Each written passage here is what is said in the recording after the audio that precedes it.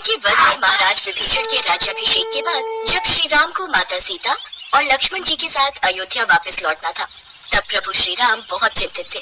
महाराज विभीषण ने श्री राम को चिंतित होता देख उनसे पूछा, हे प्रभु, सेवक के होते हुए हमारे स्वामी को आखिर किस बात की चिंता है?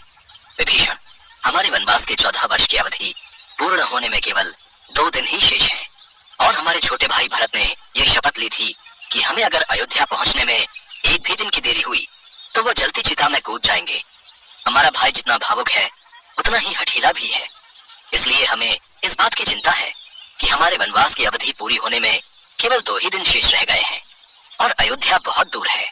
2 दिन में हमारा वहां तक का सफर पूर्ण कर पाना मुमकिन है। हे प्रभु, आप चिंता न करें, आपके सेवक में अभी इतना सामर्थ्य है कि वो आप सबको अपने कंधे पर बिठाकर एक ही दिन में अयोध्या पहुंच सके। इसकी कोई आवश्यकता नहीं है हनुमान जी।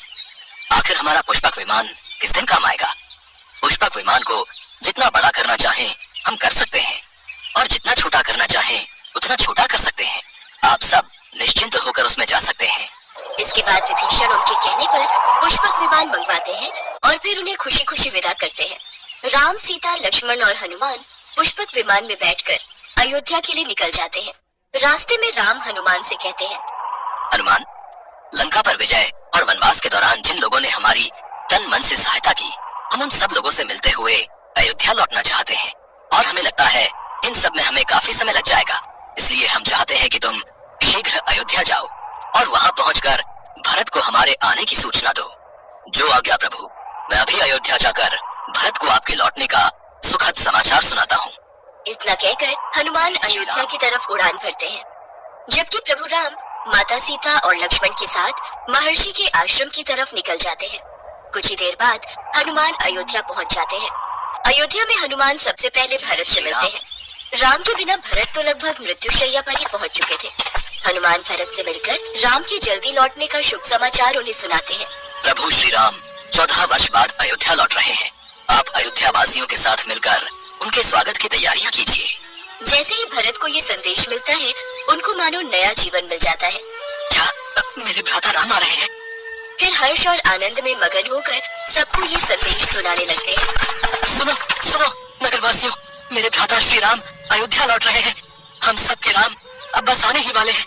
अरे वाह, ये तो बहुत ही आनंदमय और सुखमय संदेश है। ये सुनने के लिए हम सब कब से प्रतीक्षा कर रहे थे। ये संदेश मिलते ही अयोध्या में उत्सव की तैयारियां होने लगती हैं। अयोध्या में केवल मनुष्य ही नहीं बल्कि प्रकृति भी हर्ष और आनंद में डूब जाती है। सब राम के दर्शन को आतुर हो उठते हैं। माँ, मैं भी प्रभु राम के दर्शन करूँगा। हाँ जरूर करना बेटा, राम अयोध्या इसी मार्ग से होते हुए जाएंगे। ये हमारे राम वापस लौट रहे हैं। और आखिरकार वो दिन भी आ जाता है जब श्री राम अयोध्या लौटते हैं। जय श्री राम, जय श्री राम, जय श्री राम के नारों से गूंज उठता है। श्री राम को देख सब बहुत खुश होते हैं। सारा अयोध्या दीप और रोशनी से जगमगा उठता है। प्रभु श्री राम पर सभी नगरवासी फूलों की वर्षा कर उनका स्वागत करते हैं। प्रभु राम के लौटने से तो आज अयोध्या का हर कोना आनंद की रोशनी से जगमगाने लगा है।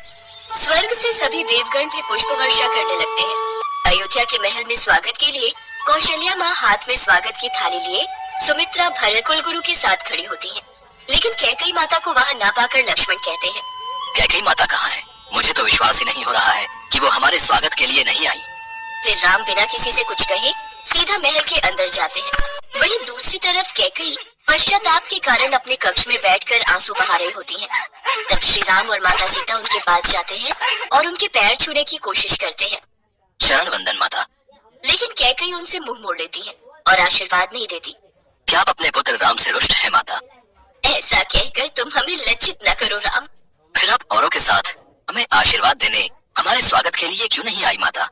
अपने कर्मों के अंधकार से घिरी हुई ही कैकेयी उस राम के समक्ष कैसे आती जिसने अपने कर्मों से सारे संसार को आलोकित किया हुआ है। सच कहूँ तो मुझे भय था पुत्र कि तुम मुझे क्षमा करोगे भी या नहीं। माता, कोई भी पुत्र माता को क्षमा करने योग्य नहीं हो सकता। पुत्र के लिए तो माता का आशीर्वाद और उनका स्नेह ही सब कुछ होता है।